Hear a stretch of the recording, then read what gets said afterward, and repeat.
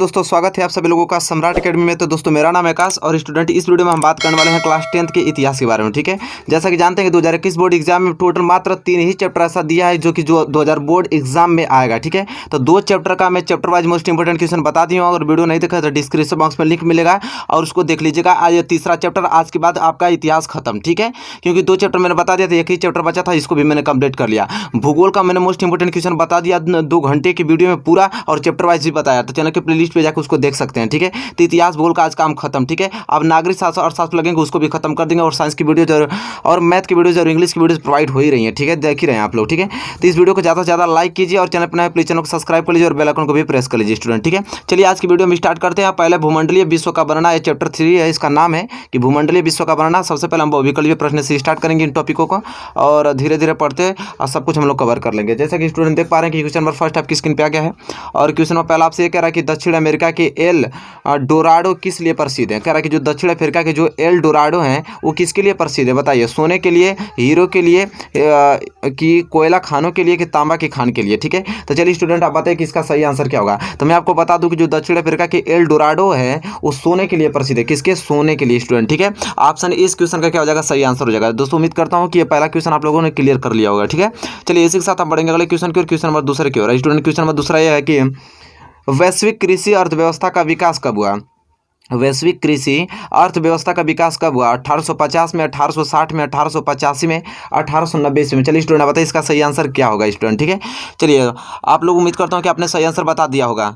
तो चलिए स्टूडेंट मैं इसका सही आंसर आप लोग बता देता हूँ कि वैश्विक कृषि अर्थव्यवस्था का विकास कब हुआ था। 1890 में हुआ था। ऑप्शन डी इस क्वेश्चन का सही होगा। ठीक है, 1890 में वैश्विक कृषि अर्थव्यवस्था का विकास हुआ था स्टूडेंट। ठीक है, चलिए क्वेश्चन नंबर तीसरे की ओर बढ़ चलते हैं। क्वेश्चन नंबर तीसरा यह है कि 1890 के दशक में अफ्रीका में फैलने वाली पशु बीमारी कौन सी थी। कह रहा है कि 1890 में जो अफ्रीका में फैलने वाली पशु बीमारी थी उसका नाम बताइए, कौन सी थी। तो रिंडर पेस्ट, मेड काऊ, कि फुट माउथ, की एथेंक्स। चलिए बताइए स्टूडेंट की क्या नाम था उसका। ठीक है, 1890 के दशक में जो अफ्रीका में पशु बीमारी फैला था। तो स्टूडेंट इसका सही आंसर ये होगा रिंडर पेस्ट। ठीक है, ऑप्शन ए इस क्वेश्चन का सही आंसर हो जाएगा। ठीक है, कि पशु बीमारी फैलने वाला कौन सा था, तो रिंडर पेस्ट था। ठीक, चलिए स्टूडेंट इसी के साथ हम बढ़ेंगे अगले क्वेश्चन की ओर। क्वेश्चन नंबर चौथे की ओर। देखिए स्टूडेंट क्वेश्चन नंबर चौथा आ गया आपकी स्क्रीन पर। क्वेश्चन नंबर चौथा ये कह रहा है आपसे कि 19वीं शताब्दी के मध्य भारत में कौन सा परिवर्तन हुआ। कह रहा है कि 19वीं जो शताब्दी हुई थी उनके मध्य भारत में कौन सा परिवर्तन हुआ था। कुटीर उद्योग का पतन हुआ था, कि जमीन का किराया बढ़ना, खदानों के लिए जमीन की सफाई को उपयुक्त सभी। बताइए इसमें से कौन सा सही आंसर हो गया। तो दोस्तों जो 19वीं शताब्दी के मध्य भारत में कौन सा परिवर्तन होता था, ये तीनों हुए थे। कुटीर उद्योग भी पतन हुआ था, जमीन की किराया भी बढ़ गया था, और खदानों के लिए जमीन की सफाई भी। इसलिए ऑप्शन डी इस क्वेश्चन का सही आंसर हो जाएगा। ठीक है, उपयुक्त सभी। चलिए स्टूडेंट हम बढ़ चलते हैं अगले क्वेश्चन की ओर। क्वेश्चन नंबर 5वें की ओर। और स्टूडेंट क्वेश्चन नंबर 5वां यह है कि भारतीय अनुबंधित प्रवासियों को कहाँ विस्थापित किया गया था। इंग्लैंड में, कैरिबियाई द्वीप में, कि फ्रांस में, कि अमेरिका में। चलिए स्टूडेंट बताइए। तो भारतीय अनुबंधित प्रवासियों को कहाँ विस्थापित कर दिया गया था, तो स्टूडेंट कहाँ किया था, तो कैरिबियाई द्वीप में। ठीक है, इसलिए ऑप्शन बी इस क्वेश्चन का क्या हो जाएगा, सही आंसर हो जाएगा। चलिए क्वेश्चन नंबर 6वें की ओर बढ़ चलते हैं। क्वेश्चन नंबर 6वां यह है कि 19वीं शताब्दी के अनुबंध को किस रूप में वर्णित किया गया है। दास्ता की प्रथा, की दास्ता से मुक्ति, के अनुबंधित दास्ता, की मजदूर। चलिए स्टूडेंट बताइए किसमें से 4 ऑप्शन में से कौन सा ऑप्शन सही होगा। ठीक है, तो चलिए मैं आपको बता देता हूं कि 19वीं शताब्दी के अनुबंध को किस रूप में वर्णित किया गया था। तो स्टूडेंट इसका सही आंसर क्या होगा, तो दास्ता की प्रथा में। ऑप्शन ए इस क्वेश्चन का सही हो जाएगा। ठीक है, दास्ता की प्रथा। चलिए इसी के साथ अगले क्वेश्चन की ओर बढ़ चलते हैं। अगला क्वेश्चन है क्वेश्चन नंबर 7वां है कि किस वर्ष अनुबंधित श्रम प्रथा का उन्मूलन हो गया। वर्ष 1913 में, वर्ष 1917 में, वर्ष 1921 में, वर्ष 1926 में। चलिए मैं बता देता हूं। तो कह रहा है कि किस वर्ष बताइए कि अनुबंधित श्रम प्रथा का उन्मूलन हो गया था। तो स्टूडेंट सन 1921 में। ठीक है, ऑप्शन सी इस क्वेश्चन का सही आंसर हो जाएगा। ठीक है, सन 1921। ठीक है, चलिए इसी के साथ हम बढ़ेंगे अगले क्वेश्चन की ओर। क्वेश्चन नंबर 8वें की ओर। देखिए क्वेश्चन नंबर 8वां यह गया है। क्वेश्चन नंबर 8वां ये कह रहा है कि अफीम कहाँ निर्यात किया जाता था। अफीम कहाँ निर्यात किया जाता था, ब्रिटेन में, कि चीन में, कि बर्मा में, कि फ्रांस में। चलिए स्टूडेंट इसका सही आंसर आप लोग बताइए। अब बहुत ही सिंपल क्वेश्चन, आप लोग जानते हैं कि अफीम कहाँ निर्यात किया जाता था, तो चीन में। ठीक है, ऑप्शन बी इस क्वेश्चन का क्या हो जाएगा, सही आंसर हो जाएगा। चलिए नेक्स्ट क्वेश्चन की ओर बढ़ चलते हैं। Question number 9। और क्वेश्चन नंबर 9 यह है कि हेनरी फोर्ड ने कार उद्योग की स्थापना कहाँ की थी। हेनरी जो फोर्ड था वो कार उद्योग की स्थापना कहाँ की थी, तो मिशिगन, कि डेट्रॉइट, कि कैलिफोर्निया, कि लॉस एंजिल्स। चलिए बताइए इसका सही आंसर क्या होगा। तो मैं बता दूं आपको डेट्रॉइट। ठीक है, ऑप्शन बी इस क्वेश्चन का क्या हो जाएगा, सही आंसर हो जाएगा स्टूडेंट। चलिए, तो ये क्लियर हो गया क्वेश्चन नंबर 9। क्वेश्चन नंबर 10 के ऊपर चलते हैं। क्वेश्चन नंबर 10 ये है कि महामंदी का प्रारंभ किस वर्ष हुआ? महामंदी का प्रारंभ किस वर्ष हुआ? 1919, 1924, 1900 और देखिए 1924, 1929 है, ठीक है, इसको 29 कर लीजिएगा। 1919, 1924, 1929 को 1934। चलिए बताइए कि महामंदी का प्रारंभ किस वर्ष हुआ? तो 1929, ठीक है, ऑप्शन सी इस क्वेश्चन का सही आंसर हो जाएगा, 1929 स्टूडेंट, ठीक है। चलिए क्वेश्चन नंबर 10वां के लिए क्वेश्चन नंबर 11 के ऊपर चलते हैं। क्वेश्चन नंबर 11 है कि संयुक्त राष्ट्रीय मौद्रिक एवं वित्तीय सम्मेलन कहाँ हुआ था? लंदन में कि न्यू हैम्पशर में कि न्यूयॉर्क में कि बर्लिन में? चलिए वेरी मोस्ट इंपॉर्टेंट क्वेश्चन है कि संयुक्त राष्ट्रीय मौद्रिक एवं वित्तीय सम्मेलन कहाँ हुआ था? सभी लोग इसका आंसर सही बताइएगा, न्यू हैम्पशर में, ठीक है। ऑप्शन 20 क्वेश्चन का सही आंसर हो जाएगा, ठीक है। चलिए क्वेश्चन नंबर 12 के ऊपर चलते हैं। क्वेश्चन नंबर 12 स्टूडेंट यह है कि विकासशील राष्ट्रों ने कौन सा संगठन समूह बनाया? G7, G15, G20, G77। तो इसका सभी लोग आंसर तुरंत दे दीजिएगा। विकासशील राष्ट्रों ने कौन सा संगठन बनाया था? तो G77 बनाया था, ठीक है। तो मात्र 12 क्वेश्चन मैंने बहुविकल्पी इस प्रश्न का लिया, मोस्ट इंपोर्टेंट क्वेश्चन, इससे 12 एक भी क्वेश्चन नहीं जाएगा स्टूडेंट, ठीक है। चलिए उम्मीद करता हूँ कि बहुविकल्पी आपको समझ में आ गया होगा। हम बढ़ेंगे अति लघुत्तरीय के प्रश्न की ओर, उसको भी ध्यान से आपको नोट करना है। चलिए स्टूडेंट देखिए, यहाँ पे मैंने अति लघुत्तरीय प्रश्न आप लोगों के सामने लेके आ गया, ठीक है। चलिए पहला क्वेश्चन नोट कीजिए हमारे साथ कि विश्व युद्ध के बाद विश्व का पुनर्निर्माण किस प्रकार हुआ? कह रहा है कि जो विश्व युद्ध के बाद विश्व का पुनर्निर्माण किस प्रकार हुआ? तो उत्तर आप लिखेंगे स्टूडेंट कि अमेरिका विश्व की प्रमुख राजनीतिक तथा आर्थिक शक्ति बन गया तथा सोवियत संघ कम्युनिस्ट के नेता के रूप में विश्व महाशक्ति बनकर उभरा, ठीक है। वेरी मोस्ट इंपोर्टेंट क्वेश्चन है, पहला क्वेश्चन आपको तैयार करके जाना है स्टूडेंट, ठीक है। उम्मीद करता हूँ कि आपने नोट भी कर लिया होगा, ठीक है। चलिए क्वेश्चन नंबर दूसरे के ऊपर चलते हैं और क्वेश्चन नंबर दूसरा यह है कि प्रथम विश्व युद्ध में किस प्रकार के हथियार का उपयोग किया गया था? तो स्टूडेंट आप उत्तर लिखेंगे कि प्रथम विश्व युद्ध में पहली बार आधुनिक हथियार का प्रयोग किया गया था, जिसमें क्या मशीन गन, टैंक, हवाई जहाज, रासायनिक हथियार आदि शामिल थे। तो स्टूडेंट क्वेश्चन नंबर दूसरा जो कि वेरी मोस्ट इंपोर्टेंट क्वेश्चन, इसको नोट करके तैयार करके जाना आपको एग्जाम हॉल में, ठीक है। चलिए क्वेश्चन नंबर दूसरा आपने लिख लिया। क्वेश्चन नंबर तीसरा बढ़ चलते हैं। देखिए क्वेश्चन नंबर तीसरा कह रहा है कि महामंदी के उत्तरदायी कौन से थे? महामंदी के उत्तरदायी कारक कौन से थे? तो आप देखिए उत्तर लिखेंगे कि कृषि उत्पादन की अधिकता से कृषि उत्पादों के मूल्य कम हो गए, यूरोप के बैंक धराशायी हो गए तथा बैंकों ने घरेलू ऋण वापस लेना शुरू कर दिया था। Very most important question number तीसरा है, उम्मीद करता हूँ आपने नोट कर लिया होगा। इसी के साथ हम बढ़ेंगे अगले क्वेश्चन की, क्वेश्चन नंबर चौथे की, और क्वेश्चन नंबर चौथा इस स्लिप में है।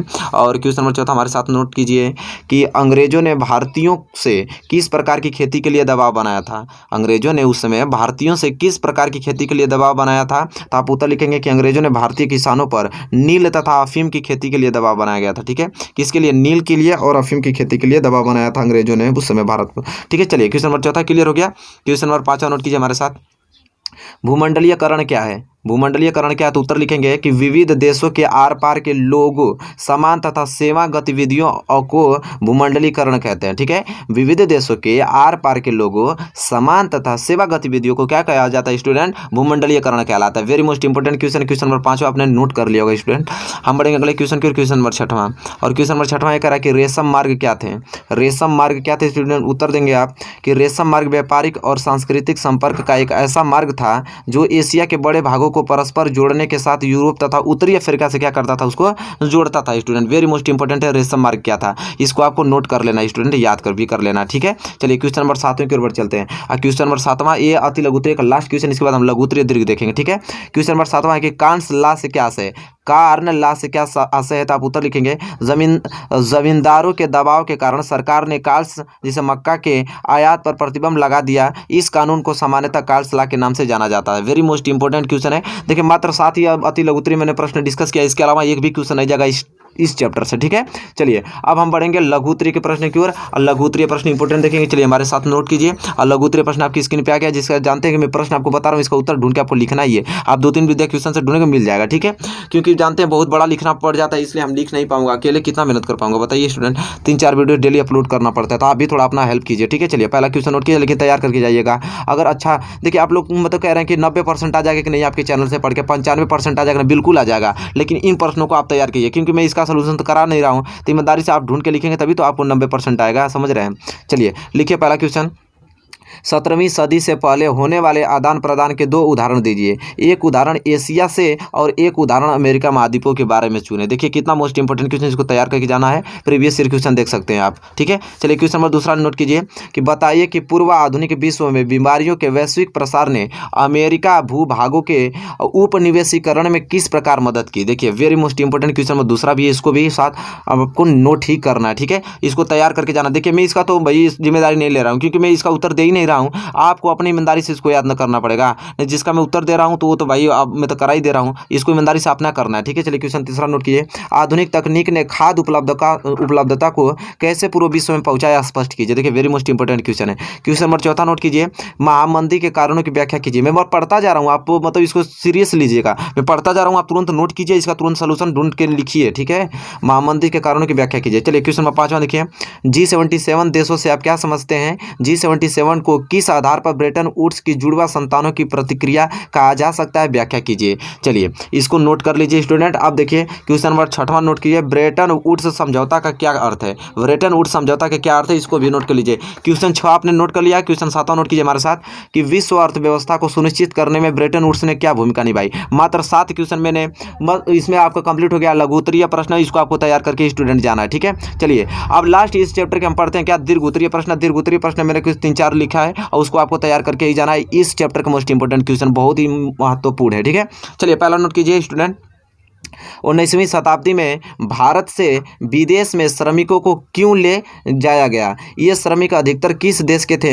उन्हें किन शर्तों पर स्वदेश लौटाने की छूट दी जाती थी? Very most important question number पहला, इसको आप नोट कर लीजिए, ठीक है। चलिए क्वेश्चन नंबर दूसरा की ओर बढ़ चलते हैं। क्वेश्चन दूसरा यह है कि प्रथम विश्व युद्ध ने ब्रिटेन में लोगों के आर्थिक जीवन में किस प्रकार परिवर्तन किया? देखिए very most important question number दूसरा भी, इसको भी नोट कर लीजिए। और क्वेश्चन नंबर तीसरा यह है कि द्वितीय विश्व युद्ध के बाद अंतर्राष्ट्रीय अर्थव्यवस्था के समझ क्या समस्याएं थी, इन्हें ब्रेटन वुड्स सम्मेलन द्वारा किस प्रकार सुलझाया गया? वेरी मोस्ट इंपोर्टेंट, जो मैं बता रहा हूं उसके बारे एक भी क्वेश्चन बाहर नहीं जाएगा, ठीक है। आप हमारे विश्वास कीजिए, जितना क्वेश्चन करा रहा उसका सोल्यूशन करके याद कीजिए, एग्जाम में पहुंचिए। 95 मार्क ना आए तो कहिएगा, ठीक है। चलिए क्वेश्चन नंबर 4 नोट कीजिए। महामंदी का क्या आशय है, इसके 2 प्रमुख कारण बताइए, इसके 2 प्रभाव भी लिखिए, ठीक है स्टूडेंट। देखिए क्वेश्चन नंबर चौथा, मात्र दीर्घ उत्तरीय के में मात्र 4 ही क्वेश्चन बताए हूं, इसको इंपॉर्टेंट क्वेश्चन इसको नोट करके याद करके जाना है। अब आपका चैप्टर खत्म, तीसरा चैप्टर भी आपका खत्म हो गया, ठीक है स्टूडेंट, जिसका नाम था आपका भूमंडलीय विश्व का बनना। 3 चैप्टर मैंने क्लोज कर दिया, मात्र 3 ही चैप्टर 2021 बोर्ड एग्जाम के लिए दिया है। जानते हैं कि 30% सिलेबस कम हो गया, ठीक है। इन 3 चैप्टर का मैंने 2 चैप्टर का दे रहा हूं लिंक इसका, मैं उसको देख लीजिए और ये तो देख ही रहे हैं। 3 चैप्टर में आपका इतिहास खत्म, भूगोल भी मैंने खत्म कर दिया है, नागरिक शास्त्र सब बचा है, उसको भी मैं कल से कंटिन्यू करने वाला हूं स्टूडेंट, ठीक है। तो वीडियो पसंद आए तो प्लीज लाइक कीजिए, चैनल पर नहीं तो प्लीज चैनल को सब्सक्राइब कर लीजिए और बेल आइकन को भी प्रेस कर लीजिए। तब तक के लिए दोस्तों धन्यवाद, मिलेंगे आपसे नेक्स्ट वीडियो में।